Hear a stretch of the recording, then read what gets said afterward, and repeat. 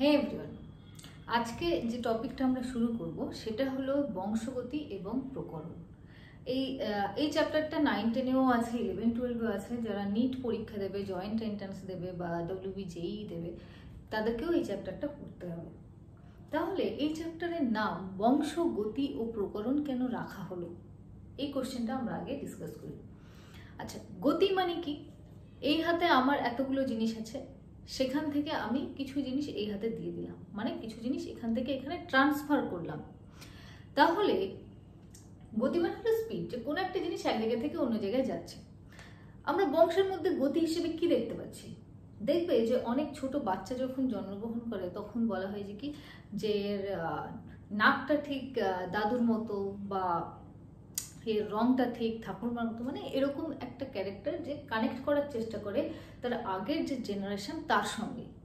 তাহলে এই জন্যই বলা হচ্ছে যে কিছু ক্যারেক্টার তার আগের জন্ম থেকে ওই বাচ্চাটার মধ্যে যে ট্রান্সফার হয়েছে, এই জন্যই বলা হচ্ছে যে বংশগতি।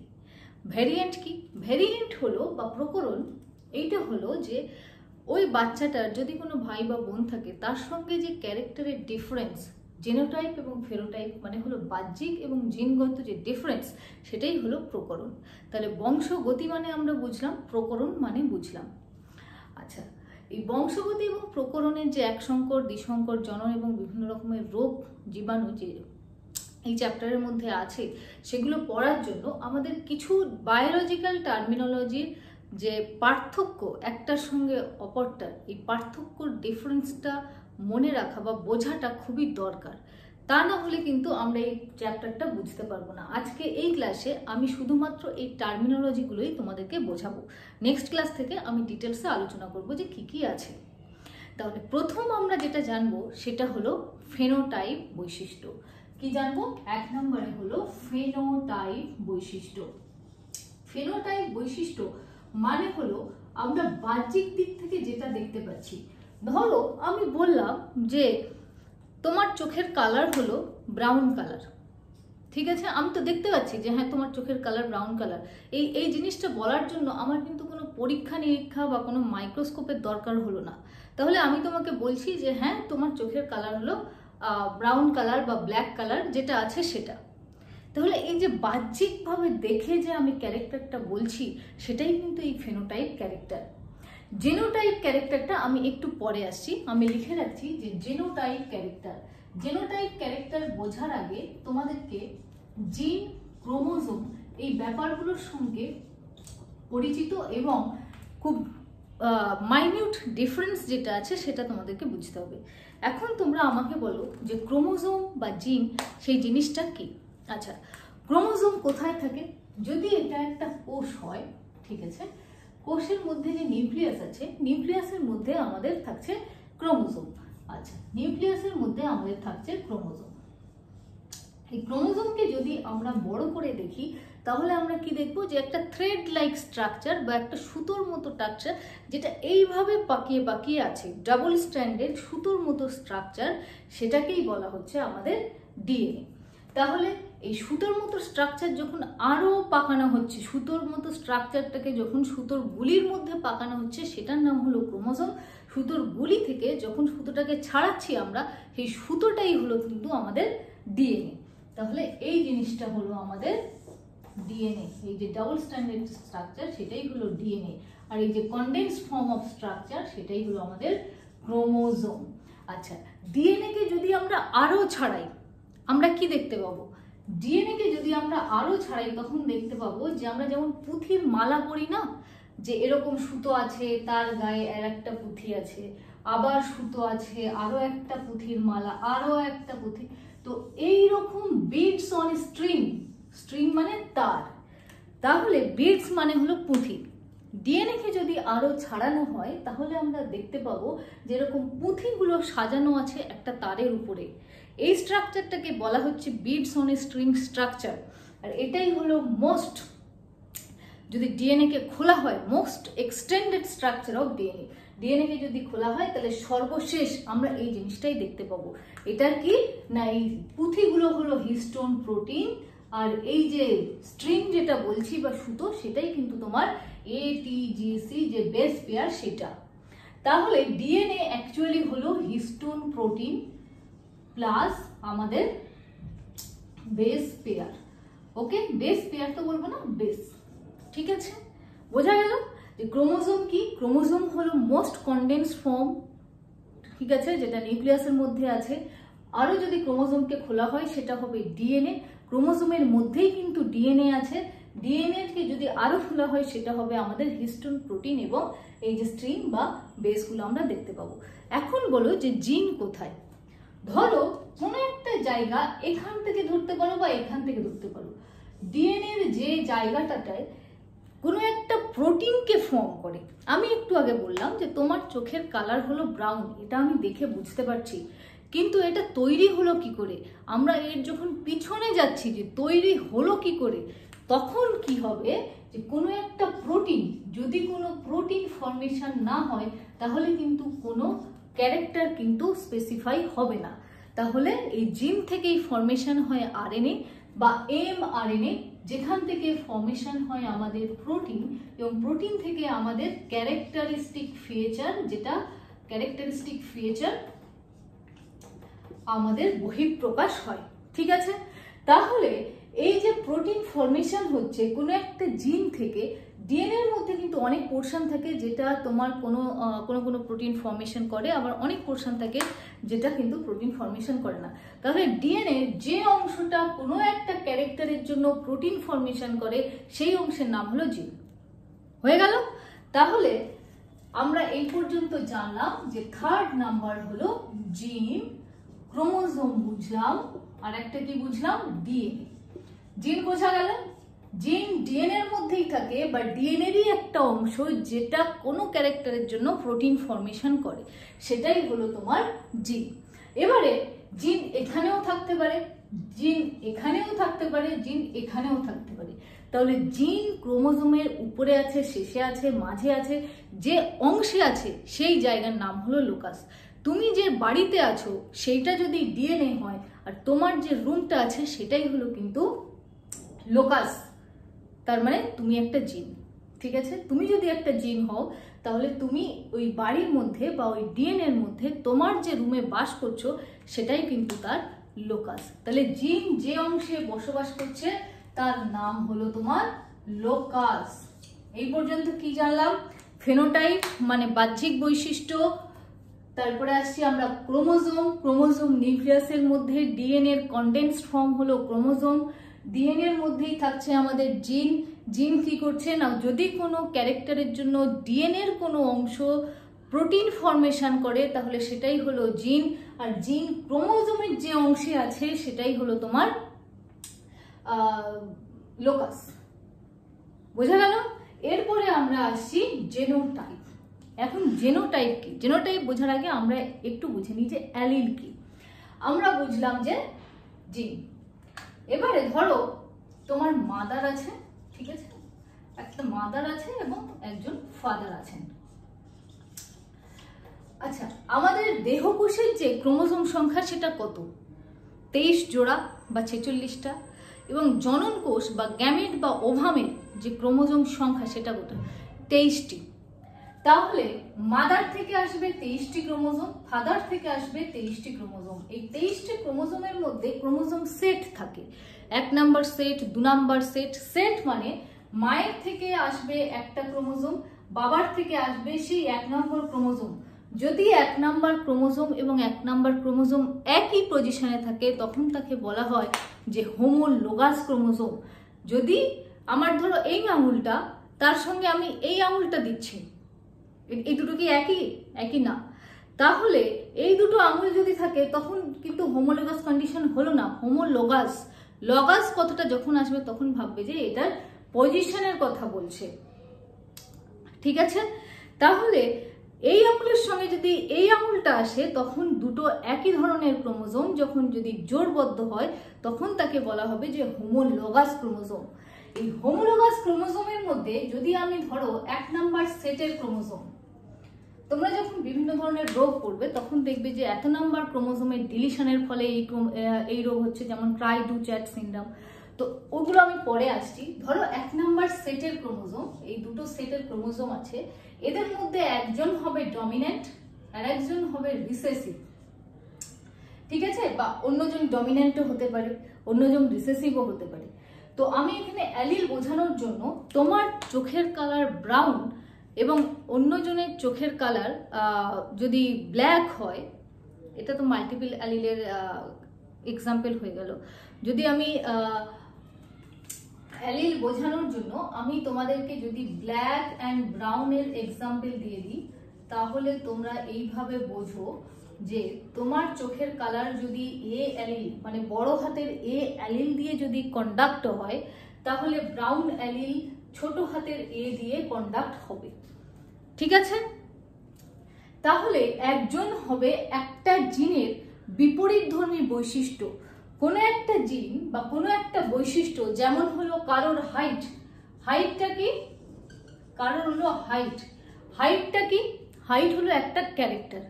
তাহলে কোনো একটা ক্যারেক্টারের দুটো বৈশিষ্ট্য থাকে, হাইট কি হয়, লম্বা হবে বা বেঁটে হবে, যে কোনো একটা। তাহলে লম্বা বা বেঁটে, ঠিক আছে, লম্বা বা বেঁটে, এই যে ক্যারেক্টার, এইগুলোকেই বলা হচ্ছে আমাদের যে বিপরীতধর্মী একটা জিনের বিপরীতধর্মী যে ক্যারেক্টার, সেটাকেই বলছি কিন্তু অ্যালিল। তাহলে একটা জিন মানে হাইটকে ডিএনএ ধরো এই পোর্শনটা কন্ট্রোল করছে, উপরের দিকের এই পোর্শনটা ডিএনএ হাইটকে কন্ট্রোল করছে। ডিএনএর হাইটের লম্বার বৈশিষ্ট্য যদি মায়ের কাছে থাকে এবং বাবার কাছে, তাহলে থাকবে বেটের বৈশিষ্ট্য, বা বেটের বৈশিষ্ট্য যদি মায়ের কাছে থাকে, বাবার কাছে থাকবে লম্বার বৈশিষ্ট্য। তাহলে যে এই যে একটা ক্যারেক্টারের যে দুটো বিপরীতধর্মী বৈশিষ্ট্য, সেই বৈশিষ্ট্যকে বলছি আমরা অ্যালিল। বা চোখের কালার যদি ব্রাউন কালার ডমিনেন্ট হয়, তাহলে ব্রাউন কালার, এবং মায়ের কাছ থেকে তোমরা পেলে ধরো ব্রাউন কালার, বাবার কাছ থেকে তোমরা পেলে ব্ল্যাক কালার, ঠিক আছে।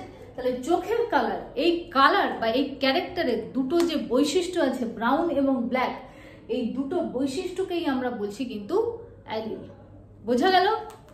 এই দুটো বৈশিষ্ট্য কিন্তু দুটো আলাদা আলাদা ক্রোমোজোমে থাকবে, একই ক্রোমোজোমে থাকবে না, এটাই হলো অ্যালিল।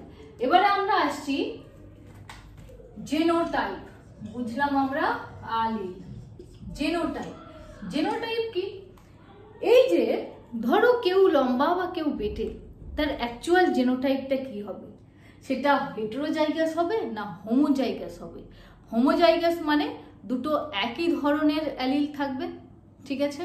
হেটেরোজাইগাস মানে দুটো আলাদা ধরনের অ্যালিল থাকবে।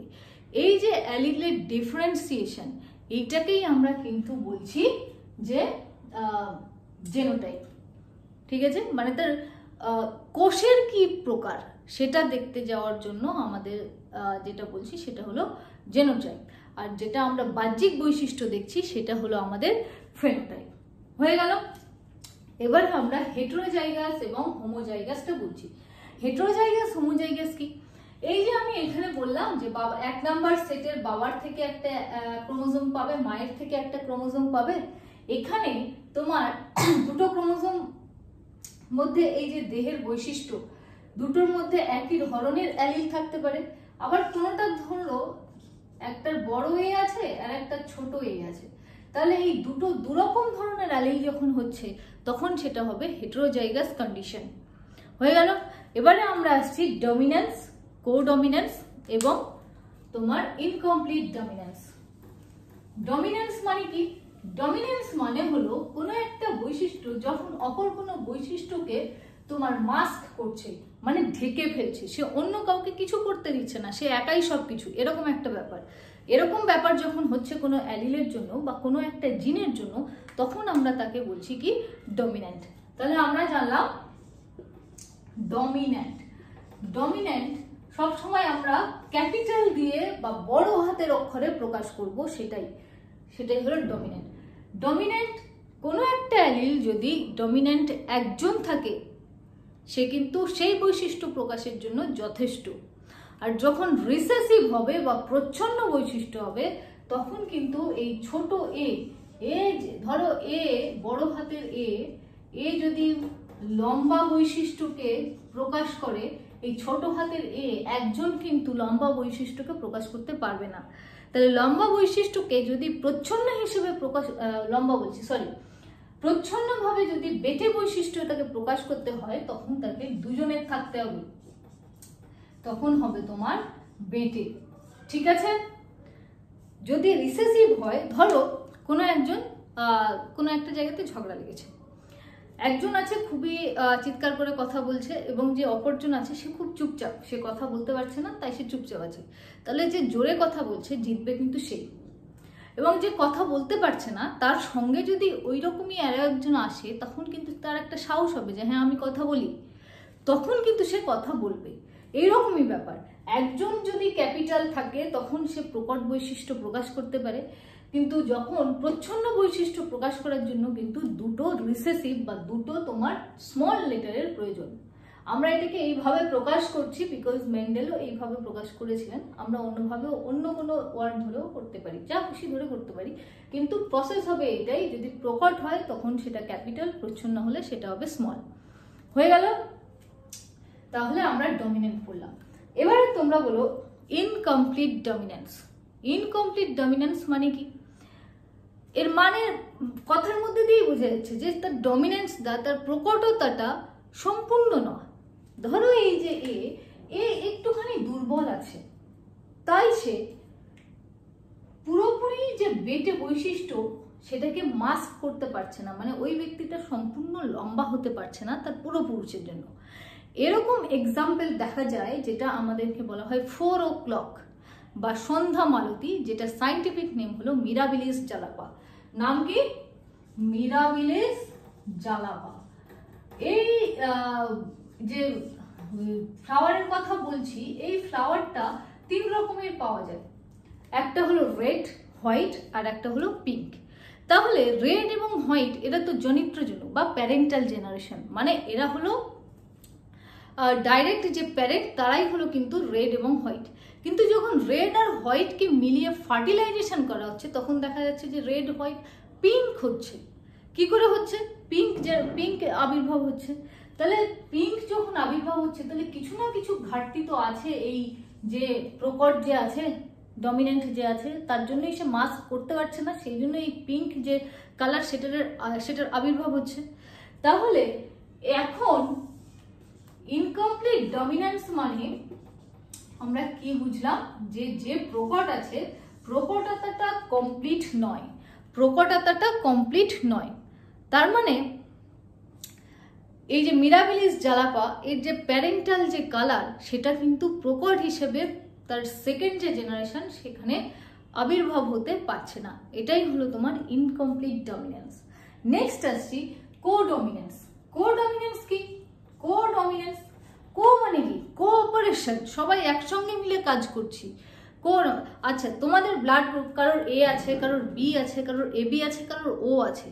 তাহলে ব্লাড গ্রুপ এই একটা ক্যারেক্টারের জন্য এতগুলো যে জিন কাজ করছে কি করে সম্ভব হচ্ছে? তার মানে যখন আমরা এই যে প্রকট যে আছে এ বা বি যে আছে, সে যখন এ আর বি একসঙ্গে থাকছে কেউ কাউকে এফেক্ট করছে না। না হলে যার এবি ব্লাড গ্রুপ কি করে সম্ভব? কারণ যার এবি ব্লাড গ্রুপ তার দেহে শুধুমাত্র অ্যান্টিজেন হিসেবে এ আর বি থাকে, নো অ্যান্টিবডি। ওকে, নো অ্যান্টিবডি। তাহলে এখানে এ এবং বি দুজনেই হলো প্রকট এবং দুজনকে কেউ কাউকে এফেক্ট করছে না, দুজনের মতো কাজ করে যাচ্ছে। এইটার এক্সাম্পল হিসেবে এইটা হলো তোমার এক্সাম্পল কার না? কোডমিনেন্স। বোঝা গেল? এরপরে আসছি মাল্টিপল অ্যালিল। মাল্টিপল অ্যালিল সেটারও কিন্তু এক্সাম্পল হিসেবে আমরা ধরতে পারি এই যে ব্লাড গ্রুপ। মাল্টিপল অ্যালিল মানে আমরা কি জানলাম? যে একটা বৈশিষ্ট্যের জন্য ক্যারেক্টার, যে ডিফারেন্সিয়েট যে ক্যারেক্টার, সেই বিপরীতধর্মী যে ক্যারেক্টার, সেইগুলোই হলো আমরা অ্যালিল হিসেবে জানছি। তাহলে যার ব্লাড গ্রুপের মধ্যে এ অ্যান্টিজেন আছে তার ব্লাড গ্রুপ হলো এ, যার মধ্যে বি আছে তার হলো বি, যার মধ্যে এ এবং বি দুটোই আছে তার হলো এবি, যার মধ্যে এ এবং বি কেউই নেই তার হলো ও। ঠিক আছে?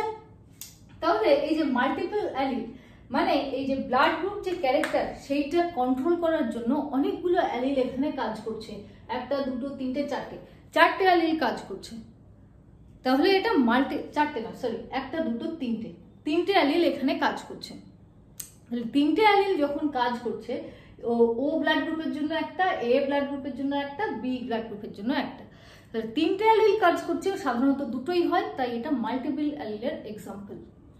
এরপরে আসছি আমি এপিস্ট্যাসিস। এপিস্ট্যাসিস মানে জিন ইন্টারাকশন। একটা জিন অন্য জিনের সঙ্গে কিভাবে ইন্টারাক্ট করে অন্য কোনো বৈশিষ্ট্যের নতুন বৈশিষ্ট্যের আবির্ভাব ঘটাচ্ছে, এটাই হলো জিন ইন্টারাকশন বা এপিস্ট্যাসিস। যদি কোনো জিন, ধরো এই জিনটা এই দুটো জিনকে মাস্ক করছে, এপিস্ট্যাসিস। এপি মানে কি উপরে, হাইপো মানে কি কম বা নিচে আমরা ধরতে পারি। এপি মানে ভাববি যে উপরে বা বেশি জিনিস বোঝাচ্ছে, হাইপো মানে কম। তাহলে যে জিনটা মাস্ক করছে সে হলো এপিস্ট্যাটিক, আর যে জিনটা মাস্ক হচ্ছে সে হলো হাইপোস্ট্যাটিক। তাহলে আজকে এই পর্যন্ত। নেক্সট দিন আমরা মেন্ডেলের একসংকর জনন এবং দ্বিসংকর জনন সম্পর্কে জানবো। Thank you for all.